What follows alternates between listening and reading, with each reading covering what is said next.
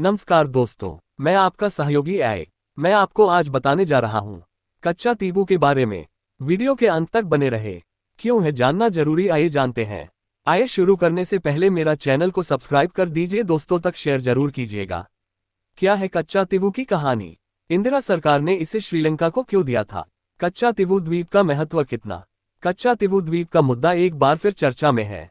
वजह है एक आरटीआई आवेदन से निकलकर आई जानकारी। दरअसल तमिलनाडु भाजपा अध्यक्ष के अन्नामलाई ने आरटीआई दायर कर कच्चा तीबू के बारे में पूछा था। अब आरटीआई के जवाब में कहा गया है कि सन 1974 में भारत की तत्कालीन प्रधानमंत्री इंदिरा गांधी और श्रीलंका की राष्ट्रपति श्रीमावो भंडारनायके ने एक समझौता किया था। इसके तहत कच्चा तीबू द्वीप को श्रीलंका को औपचारिक रूप से सौंप दिया गया था। कच्चा तीबू पाक जलदिमरू मध्य में एक छोटा सा द्वीप है जो बंगाल की खाड़ी को अरब सागर से जोड़ता है। 285 एकड़ हरित क्षेत्र 1976 तक भारत का था। हालांकि श्रीलंका और भारत के बीच एक विवादित क्षेत्र है जिस पर आज श्रीलंका हक जताता है। दरअसल साल 1974 में तत्कालीन प्रधानमंत्री इंदिरा गांधी ने अपने समकक्ष श्रीलंकाई राष्ट्रपति श्रीमावो भंडारनायके के साथ 1974-76 के बीच 4 समुद्री सीमा समझौतों पर हस्ताक्षर किए थे। इन्हीं समझौते के तहत कच्चा तीबू द्वीप श्रीलंका को सौंप दिया गया। कच्चा तीबू द्वीप का इतिहास। कच्चा तीबू द्वीप का निर्माण 14वीं शताब्दी में ज्वालामुखी विस्फोट के कारण हुआ था। ये कभी 17वीं शताब्दी में मदुरई के राजा रामान के अधीन था। ब्रिटिश शासनकाल में ये द्वीप मद्रास प्रेसिडेंसी के पास आया। 1921 में श्रीलंका और भारत दोनों ने मछली पकड़ने के लिए भूमि पर दावा किया और विवाद अनसुलझा रहा। आजादी के बाद इसे भारत का हिस्सा माना गया। कच्चा तीबू द्वीप क्या महत्व? ये द्वीप सामरिक महत्व का था और इसका उपयोग मछुआरे करते थे। हालांकि इस द्वीप पर श्रीलंका लगातार दावा जताता रहा। यह मुद्दा तब उभरा जब भारत श्रीलंका ने समुद्री सीमा समझौते पर हस्ताक्षर किए। साल 1974 में 26 जून को कोलंबो और 28 जून को दिल्ली में दोनों देशों के बीच इस द्वीप के बारे में बातचीत हुई। इन्हीं 2 बैठकों में कुछ शर्तों के साथ इस द्वीप को श्रीलंका को सौंप दिया गया।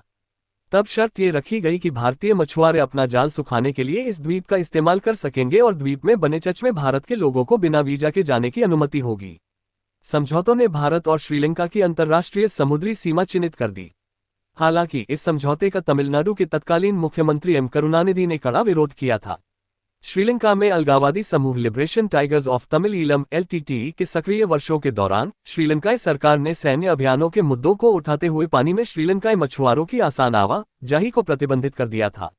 2009 में श्रीलंका ने पाक जलदिमरू मध्य में अपनी समुद्री सीमा की कड़ी सुरक्षा शुरू कर दी।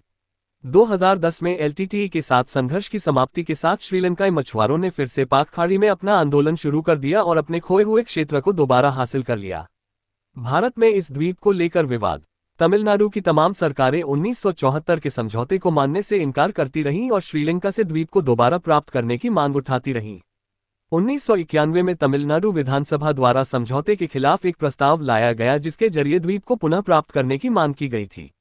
2008 में तमिलनाडु की तत्कालीन मुख्यमंत्री जयललिता केंद्र के खिलाफ सुप्रीम कोर्ट पहुंच गईं और कच्चा तीबू समझौतों को रद्द करने की अपील की। उन्होंने कहा था कि श्रीलंका को कच्चा तीबू उपहार में देने वाले देशों के बीच 2 संधियां असंवैधानिक हैं। इसके अलावा साल 2011 में जयललिता ने एक बार फिर से विधानसभा में प्रस्ताव पारित कराया।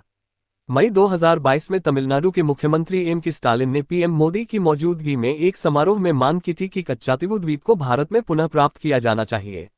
उन्होंने कहा था कि पारंपरिक तमिल मछुआरों के मछली पकड़ने के अधिकार अप्रभावित रहें, इसलिए इस संबंध में कार्रवाई करने का ये सही समय है। क्या है आपका विचार? अपना विचार कमेंट बॉक्स में जरूर बताएं। वीडियो अच्छा लगा हो तो शेयर कीजिएगा, लाइक कीजिएगा। धन्यवाद।